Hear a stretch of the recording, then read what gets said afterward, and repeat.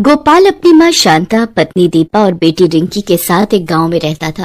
पहले तो गोपाल के पास काफी जमीन थी और खेती का काम भी अच्छे से चल रहा था, पर माँ की बीमारी के चलते धीरे धीरे उसकी सारी जमीन बिक जाती है और अब गोपाल के पास खेती के लिए जमीन भी कम हो जाती है।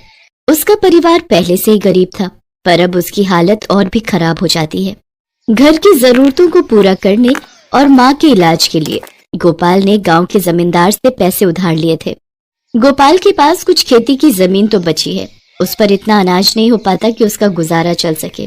खेत में होने वाले आधे अनाज को वो अपने और अपने परिवार के लिए रख लेता था और जो बच जाता था उसे बाजार में बेचकर जो पैसा मिलता उससे वो अपना कर्जा और घर के बाकी खर्चे चलाता था। पर अब तो खेती आधा रह गया था तो उससे होने वाला अनाज भी आधा हो गया। कर्ज के पैसे चुकाने में भी बड़ी मुश्किल हो रही थी और साथ साथ घर खर्च के लिए भी पैसे नहीं बच रहे थे। एक दिन जमींदार गोपाल को अपने पास बुलाता है और कहता है, गोपाल, कर्ज की रकम कब चुकाएगा? मालिक, आपको तो पता है ना मेरी हालत के बारे में। मैंने क्या तेरा ठेका ले रखा है? मुझे मेरे पैसों से मतलब है। कब देगा ये बता। मालिक, अभी तो नहीं है मेरे पास, पर जैसे ही फसल बिकती है सबसे पहले आपके पैसे देने की कोशिश करता हूँ। कोशिश नहीं, मुझे मेरे पैसे चाहिए। मालिक, घर में बीमार बूढ़ी माँ है, माँ के इलाज के लिए पैसे नहीं हो पाते मेरे पास, तो आपको कहाँ से दूं मैं पैसे? ऐसा कहकर गोपाल रोने लगता है। तब जमींदार गुस्से में कहता है, देख गोपाल, मुझे ये मगरमच्छ के आंसू मत दिखा। अगर 2 महीने में तूने मेरे पैसे मुझे नहीं दिए तो मैं तेरा घर और खेत तुझसे छीन लूंगा। पर मालिक, अगर आप हमारा घर ले लोगे तो हम रहेंगे कहाँ? नहीं मालिक, ऐसा मत करिए। ऐसा कहकर गोपाल जमींदार के पैरों में गिर जाता है। मालिक, आप तो देख ही रहे हैं इस बार बारिश कितनी ज्यादा हो रही है, फसलें भी खराब हो रही हैं। कौन खरीदेगा खराब फसलों को? अरे भाई, बारिश ज्यादा हो रही है तो इसमें मेरी क्या गलती है? मैंने कराई है क्या बारिश? चल अब निकल यहाँ से। अब 2 महीने बाद आऊंगा तेरे घर में, तब तक पैसे दे दिए तो ठीक है, वरना अपने रहने के लिए कोई और ठिकाना देख लेना। ऐसा कहकर जमींदार गोपाल को धक्का देता है और गोपाल वहाँ से बिना कुछ बोले रोता हुआ निकल जाता है। अपने पिता को आता देख रिंकी चिल्लाते हुए गोपाल के पास जाती है और कहती है, पापा आप आ गए। वो तुरंत आंसू पोंछ लेता है और कहता है, अरे रिंकी बेटा, तुम क्या कर रही हो यहाँ? आज तुम अपनी सहेली के घर खेलने नहीं गई क्या? बस बाबा जा रही हूँ, आपको देखा तो रुक गई थी। बाबा देखो ना मेरे कपड़े कितने खराब हो गए और अब तो सर्दियाँ भी आने वाली हैं। इस बार सर्दी से बचने के लिए मेरे लिए अच्छे से कपड़े ले आना। अपनी बेटी की ये बात सुनकर गोपाल डबडबाई आंखों से उसकी तरफ देखता है और कहता है, हाँ रिंकी, बाबा तुम्हारे लिए इस बार सर्दी से बचने के लिए अच्छे कपड़े लेकर आएंगे।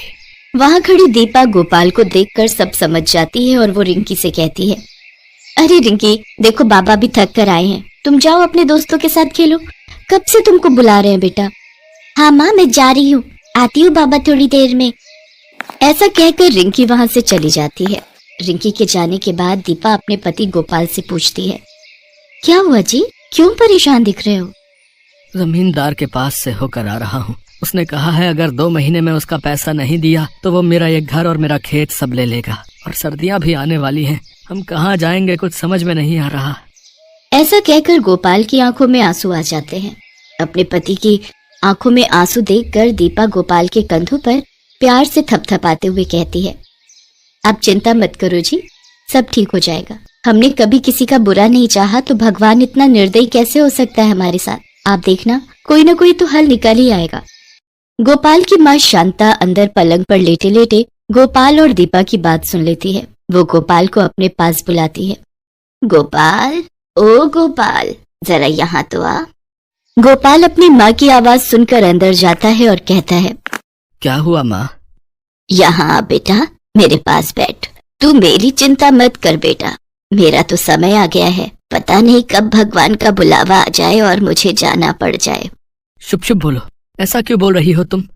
देख बेटा, मैंने तेरी और बहू की सारी बात सुन ली थी। मैं तो बस इतना कह रही थी कि तू जो मेरी दवाइयों पर इतना पैसा खर्च करता है ना बेटा, वो अब मत कर। तू अपना कर्ज उतार और अपनी जमीन और घर बचा। अगर ये भी तेरे हाथ से चला जाएगा तो क्या होगा तुम लोगों का? गोपाल सर झुकाए चुपचाप अपनी माँ की बातें सुन रहा था। तब वो कहता, माँ तो ऐसा क्यों बोल रही है? मेरे पास 2 महीने का समय है ना, मैं सब ठीक कर दूंगा। चल अब ज्यादा बात मत कर, तेरी तबीयत ज्यादा खराब हो जाएगी। और अब सो जा, किसी चीज की जरूरत हो तो बुला लेना मुझे। ऐसा कहकर गोपाल भी सोने चला जाता है। कुछ समय बाद बरसात इस बार कुछ ज्यादा ही हो रही थी, तो गोपाल की आधी फसल भी खराब हो गई थी। बरसात के बाद सर्दियां भी शुरू होने लगी थी और गोपाल के 2 महीने भी लगभग खत्म होने वाले थे और वो ना तो पैसों का इंतजाम कर पाया था और ना ही ढंग से अपनी माँ का इलाज। शांता की तबीयत अब ज्यादा खराब रहने लगी थी, जिसे देखकर गोपाल की चिंता कुछ ज्यादा ही बढ़ने लगी थी। उसने गांव के लोगों से कुछ पैसे मांगने की कोशिश की, पर कोई भी उसकी मदद करने को तैयार नहीं था। गोपाल और उसके परिवार के पास सर्दी से बचने का कोई साधन भी नहीं था। पैसे न होने की वजह से वो अपनी माँ को ठंड से बचाने के लिए कंबल भी नहीं खरीद पा रहा था। अपनी माँ को फटे पुराने कंबल में ठंड से कांपते हुए देख उसको बिल्कुल भी अच्छा नहीं लगता। ऐसे ही एक दिन वो अपनी पत्नी से कहता है, दीपा, अब कैसे मैं तुम लोगों को बेघर होने से बचाऊं? ऊपर से ये सर्दियाँ, कैसे बच पाएंगे हम ठंड से? माँ की हालत तो वैसे ही खराब हो रही है। दीपा चुपचाप अपने पति की बातें सुन रही थी। उसको पता था कुछ नहीं हो सकता, वो अब अपना घर और जमीन खो देंगे। लाचार खड़ी दीपा कभी अपने पति को देखती तो कभी अपनी बेटी रिंकी को। गोपाल भी चुपचाप बैठकर यही सोचता रहता है कि अब वो क्या करेगा जब उसके पास घर और खेती नहीं बचेगा। ऐसे ही दिन गुजरते गए और फिर एक दिन गोपाल के घर जमींदार पहुंच जाता है। जमींदार को वहां देखकर गोपाल को ये समझने में देर नहीं लगती कि उसके और उसके परिवार के साथ क्या होने वाला है। क्यों रे गोपाल, हो गया पैसे का इंतजाम? नहीं मालिक। तुझे पता है ना क्या होगा तेरे साथ अब? गोपाल हाथ जोड़कर जमींदार के पास बैठ जाता है और कहता है, मालिक, कुछ दिन का समय और मिल जाता तो अच्छा रहता। इतनी ठंड में कहाँ जाएंगे हम लोग? कुछ तो रहम करो हम पर। जमींदार जोर जोर से हंसने लगता है और कहता है, तुमको अब और समय नहीं मिलेगा। मैंने बोला था ना, अब तो मेरे सामने रोने का नाटक मत कर। ऐसा कहकर जमींदार अपने आदमियों को इशारा करके उसका सामान घर से बाहर फेंकने को कहता है और जमींदार के आदमी गोपाल के घर का सामान बाहर फेंकने लगते हैं। गोपाल की बेटी रिंकी ये सब देखकर डर जाती है और अपनी माँ से लिपटकर जोर जोर से रोने लगती है। ये देखकर गोपाल कहता है, मालिक, थोड़ी दया करो मालिक, मुझ गरीब पर दया करो मालिक। मैं अपनी बीमार माँ और छोटी बच्ची को लेकर कहाँ जाऊंगा मैं इतनी ठंड में मालिक? मेरी माँ मर जाएगी मालिक ठंड से। मेरी माँ मर जाएगी मालिक, मेरी माँ ठंड से मर जाएगी। तरस करो हम पर मालिक। पर जमींदार उसकी एक नहीं सुनता और उनका सारा सामान घर से बाहर फेंक देता है। गोपाल और उसकी पत्नी रोते रोते अपना सामान इकट्ठा करने लगते हैं और उसकी बेटी रिंकी दादी के पास बैठकर अपनी छोटी छोटी आंखों से अपने माँ और बाबा को रोता हुआ देखती है। गोपाल अपनी माँ, पत्नी और बेटी के साथ घर के बाहर सड़क पर ही बैठ जाता है। जैसे जैसे रात होने लगती है वैसे वैसे ठंड भी बढ़ने लगती है और चारों ओर कोहरा भी छाने लगता है। ठंड से बचने के लिए उनके पास कंबल भी नहीं थे, जो थे वो भी इस हालत में नहीं थे कि उनसे ठंड से बचा जा सके। गोपाल की माँ की तबीयत खराब होने लगी और वो पूरी तरह ठंड से कांपने लगी। गोपाल अपनी माँ को ठंड से बचाने के लिए आग जलाता है। उसकी माँ को थोड़ा आराम मिलता है। कुछ दिन ऐसे ही बीत गए और शांता ज्यादा दिन ठंड बर्दाश्त नहीं कर सकी और वो इस दुनिया को अलविदा कहकर चली गई। गोपाल पर मानो दुखों का पहाड़ टूट पड़ा हो। उसकी आंखों के सामने उसकी माँ ने दम तोड़ दिया और वो कुछ भी नहीं कर सका। रिंकी भी ठंड की वजह से बीमार रहने लगी थी। अपनी माँ को गोपाल ने खो दिया था, पर वो अपनी बेटी को नहीं खोना चाहता था। वो लोगों के खेतों में काम करने लगा और उसकी पत्नी दीपा भी लोगों के घरों में खाना बनाने और साफ सफाई का काम करने लगी। गोपाल ने गांव के बाहर ही अपने और अपने परिवार के लिए एक छोटा सा कमरा बना लिया था। ठंड से बचने के लिए अब उसके पास एक छत थी और उसकी बेटी रिंकी की तबीयत भी अब धीरे धीरे ठीक हो रही थी। पर गोपाल को अभी भी इस बात का बहुत अफसोस था कि अपनी इस गरीबी और ठंड की वजह से उसने अपनी माँ को खो दिया था।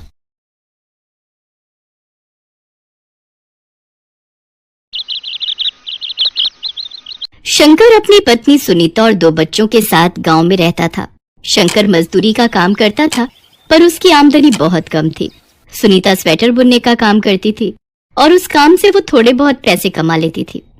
तुम चिंता मत करो, ठंड शुरू होने वाली है, थोड़े बहुत स्वेटर बुनने का काम मुझे मिल ही जाएगा। ये है कि कम से कम घर खर्चे के पैसे तो मैं जोड़ ही लूंगी। तुम बाकी जमींदार साहब का कर्जा चुकाओ, वो पहले बहुत जरूरी है। हाँ, उसी की तो चिंता है। ब्याज भी बढ़ता जा रहा है, पर जितना काम करता हूँ सारा कर्जे में चला जाता है। शंकर जो भी कमाता था सारा कर्जा उतारने में चला जाता था, इसलिए सुनीता स्वेटर बुनने का काम कर लेती थी। सुनीता बहुत सुंदर स्वेटर बुनती थी, तरह तरह के डिजाइन वाले स्वेटर, टोपा, मोजे, कार्डिगन। सुनीता इन सब की अच्छे से बुनाई करना जानती थी, पर गांव में उसे इस काम के पैसे ज्यादा नहीं मिल पाते थे। गांव के लोग अपने हिसाब से ही सुनीता को स्वेटर बुनाई के पैसे देते थे। सुनीता, 150 रुपए तो तू ज्यादा बोल रही है, छोटा सा ही तो स्वेटर बनवाना है, 50 रुपए रख ले, इससे ज्यादा मैं नहीं दे सकती। पर काकी, ऊन बहुत महंगी हो गई है, आप तो ऊन के पैसे भी नहीं दे रही हो। ये ले 70 रुपए रख, इससे ज्यादा नहीं दूंगी, नहीं तो रहने दे, रख ले अपने पास वापस स्वेटर। सुनीता पैसे लेकर घर आ जाती है। शंकर परेशान था, वो सुनीता से बोला, अब सुनीता सामान बांध ले, मोहन का फोन आया है, उसने शहर में बात कर ली है, फैक्ट्री में 10,000 रुपए महीना मिल जाएगा, बाकी देख लेंगे, यहाँ तो कभी काम मिलता है कभी नहीं। ठीक है, जैसा तुम्हें ठीक लगे, पर मेरा कुछ स्वेटर बुनने का काम रह गया है, एडवांस रुपए लिए हुए थे। तो कोई नहीं, वहीं बुनकर पूरा कर लियो, कोई ना कोई गांव आता ही रहता है तो भिजवा देंगे। और फिर शंकर अपने परिवार को लेकर शहर आ जाता है। शंकर, 2,500 रुपए में इससे अच्छा कमरा नहीं मिलेगा, बाकी थोड़ा समय लगेगा, धीरे धीरे सब आदत पड़ जाएगी। अब तू यहाँ साथ है तो मुझे क्या फिक्र, बाकी सुनीता और बच्चे भी भाभी और बच्चों के साथ रहेंगे तो कोई चिंता की बात ही नहीं होगी। शंकर फैक्ट्री में काम पर लग जाता है, सुनीता भी स्वेटर के काम पर लग जाती है। एक दिन सुनीता अपने घर के बाहर बैठी स्वेटर बुन रही थी, तभी मोहन की पत्नी गायत्री आ जाती है। अरे सुनीता, ये क्या, तू स्वेटर बुनती है? हाँ, गांव में रहती थी तो थोड़े बहुत बुनकर 4 पैसे आ जाते थे, ये स्वेटर बुनने रह गए थे, कोई आएगा जाएगा तो गांव भेज दूंगी, एडवांस के पैसे लिए हुए हैं। तभी एक औरत वहाँ आती है। आप में से सुनीता कौन है जो स्वेटर बुनने का काम करती है? जी, मेरा नाम ही सुनीता है, मैं स्वेटर बुनने का काम करती हूँ। मेरी बहन रश्मि माधोपुर में रहती है, आप माधोपुर से आई हो ना? रश्मि मुझे बता रही थी कि आप शहर रहने आई हो और आप स्वेटर बनाती हो। मेरी ननद की बेटी हुई है तो मुझे उसके लिए स्वेटर बनवाने थे। छोटे बच्चों के लिए तो घर के बुने स्वेटर ही गर्म होते हैं, पर यहाँ शहर में कोई स्वेटर बुनने वाली मुझे दिखाई नहीं दी। फिर रश्मि ने मुझे आपके बारे में बताया। अच्छा, आप रश्मि दीदी की बहन हो? हाँ, वो मुझे बहुत अच्छे से जानती है, कई बार अपने बच्चों के लिए वो मेरे से गाँव में स्वेटर बनवा लेती थी। एक स्वेटर उनका अभी भी बना रही हूँ, बस तैयार हो जाए तो उन्हें गाँव भिजवा दूंगी। आपको किस तरह से बनवाने हैं मुझे बता दो, और बाकी ऊन आप देख लो, आप दोगे या मैं अपनी पसंद से ले लूं? ऊन वगैरह खरीदने का तो मुझे इतना पता नहीं है, अपने हिसाब से ही खरीद लेना, जो अच्छी कंपनी के मुलायम ऊन हो, क्योंकि छोटी बच्ची के बनाने हैं तो मुलायम ऊन के ही अच्छे रहेंगे, चुभने वाला ना हो। आप मेरे लिए 3 सेट बना दो, जो भी पैसे बनेंगे मैं दे दूंगी। वो औरत सुनीता को 3 स्वेटर बुनने का ऑर्डर देकर चली जाती है। तभी शंकर भी आ जाता है, उसके दोनों हाथों में सूजन थी और वो दर्द से कराह रहा था। अरे ये क्या, आपके हाथों में सूजन कैसे आ गई? भैया को तो डॉक्टर को दिखाना पड़ेगा, यहीं पास में ही डॉक्टर बैठते हैं, चल वहीं ले चलते हैं। गायत्री ठीक कह रही है, चलो भाभी, चल शंकर। शंकर को लेकर सुनीता मोहन और गायत्री के साथ डॉक्टर के पास जाती है। मशीन पर काम करने के कारण इनके हाथों में सूजन आ गई है, इससे पहले उन्होंने कभी मशीन पर काम किया है? नहीं डॉक्टर साहब, गांव में तो मजदूरी और खेतीबाड़ी का काम करता था, यहाँ पहली बार आया हूँ, अभी 1 महीना ही हुआ है काम करते हुए। बस यही वजह है, अभी कम से कम 2 महीने मशीन पर काम बिल्कुल नहीं करना, नहीं तो ये सूजन बढ़ने से शरीर को नुकसान हो सकता है। पर डॉक्टर साहब, मैं काम नहीं करूँगा तो बड़ी मुश्किल हो जाएगी। और अगर आराम नहीं किया तो शरीर भी तो खराब हो जाएगा, इसलिए कम से कम 2 महीने दवाई लो, उसके बाद मशीनों के काम की जगह कोई और काम ढूंढना। शंकर परिवार के साथ शहर आया था कि यहाँ कमाकर गांव में जमींदार का कर्जा चुका देगा, पर यहाँ आकर तो उसकी परेशानी बढ़ गई। कुछ दिन बाद सुनीता ने उस औरत के 3 सेट बुनकर दे दिए। ये स्वेटर तो आपने बहुत ही अच्छे बुनकर दिए, मेरी ननद को भी बहुत पसंद आए हैं। वो पूछ रही थी आप बड़े लोगों के भी स्वेटर बना सकते हो?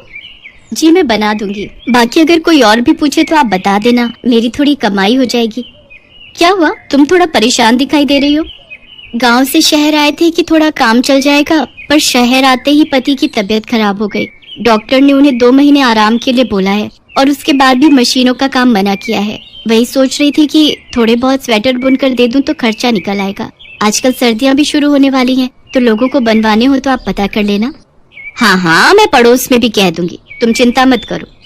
औरत स्वेटर के पैसे देकर चली जाती है और अपने आस पड़ोस में सुनीता के बारे में बताती है।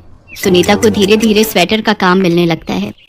बहन जी, मैं ऊन की दुकान चलाता हूँ। मेरे पास शहर के बहुत से लोग ऊन खरीदने आते हैं। कई बार वो लोग मेरे से घर के बुने स्वेटर के बारे में पूछते हैं। अगर आप मेरे लिए स्वेटर बुन दिया करो तो मैं आपको अच्छी कीमत दे सकता हूँ। ठीक है भैया जी, आप मुझे बता दो कितने स्वेटर बुनने हैं। 2 छोटे बच्चों के, लेडीज जेंट्स के डिजाइन वाले बनाने हैं। मैं आपको लिस्ट बना दूंगा। मैं लड़के के हाथ माल घर भिजवा दूंगा। सुनीता का स्वेटर बुनने का काम बढ़ जाता है। उसे अब अच्छे पैसे मिलने लगे थे। सुनीता, मैं सोच रहा था तुम गायत्री भाभी की भी मदद ले लिया करो तो तुम्हें सहारा रहेगा। अकेले तुम थक जाती हो। बाकी माल पहुंचाने का काम मैं कर लूंगा। हाँ, तुम ठीक कह रहे हो। मोहन भैया के भी तो घर खर्चे हैं, किराया, राशन। बाकी गायत्री भाभी जिस घर में काम करती थी वो घर भी छूट गया है। मैं आज ही उनसे बात करती हूँ। सुनीता गायत्री को भी अपने साथ काम के लिए कह देती है। तुम बहुत अच्छी हो सुनीता। मैं खुद कहने की हिम्मत नहीं कर पा रही थी। मुझे लग रहा था पता नहीं तुम अपने साथ मुझे काम दोगी या नहीं। नहीं गायत्री भाभी, ऐसी बात नहीं है। मोहन भैया भी तो हमें शहर विश्वास पर ही लाए थे, और यहाँ हमारे शहर में एक दूसरे के सिवा है ही कौन। इसलिए आप आज से ही मेरे साथ ये काम करना शुरू कर दो। आपका भी घर खर्चा निकल आएगा।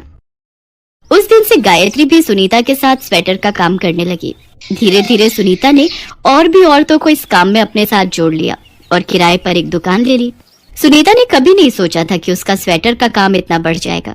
धीरे धीरे सुनीता का काम बढ़ गया और अब उसे उसी शहर के साथ साथ आसपास के और भी शहरों से स्वेटर बुनने के ऑर्डर मिलने लगे। आखिर बड़े शहर में रहकर एक गरीब ने अपने पैर अपनी मेहनत और हुनर से जमा ही लिए। मोहन, गायत्री भाभी, मैं तो हिम्मत हार गया था, पर सुनीता ने सब कुछ संभाल लिया। आज जमींदार का 1 रुपया भी मैंने कर्जा नहीं देना, सब सुनीता ने उतार दिया। आप सही कह रहे हो शंकर भैया। आज सुनीता भाभी के कारण आपके बच्चों के साथ साथ मेरे बच्चे भी स्कूल जाने लगे हैं। नहीं तो अकेले मोहन इतना नहीं कमा पाते थे कि हम बच्चों को स्कूल में पढ़ा लिखा सके। आज ये सपना भी साकार हो गया। इस बात को सुनकर सुनीता मुस्कुरा देती है।